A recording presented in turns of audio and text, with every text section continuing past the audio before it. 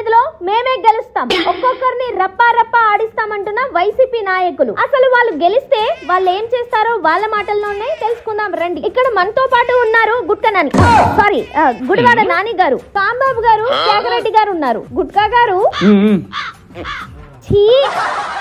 మీరు 2029లో గెలుస్తా అంటున్నారు కదా, గెలిస్తే మీరు ఏం చేస్తారు? అసెంబ్లీలో బూతులు లేక బూత్ బంగ్లాలా తయారైంది.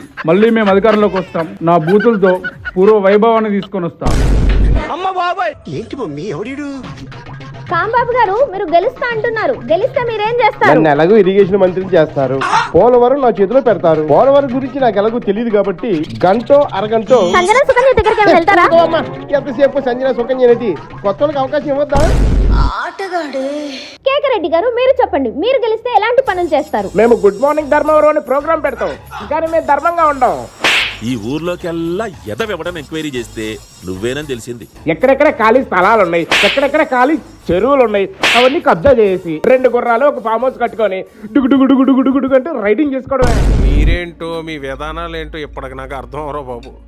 అంటే మీరు 2029లో అధికారంలోకి వచ్చేది రాష్ట్రాన్ని అభివృద్ధి చేయడానికి కాదా? ఇప్పుడు కూటమి ప్రభుత్వం అదేగా చేస్తుంది. వాళ్ళు చేసి మేము చేసి ఏం బాగుంటది? వాళ్ళు అభివృద్ధి చేస్తున్నారుగా, మేము అవినీతి చేస్తాం. I think what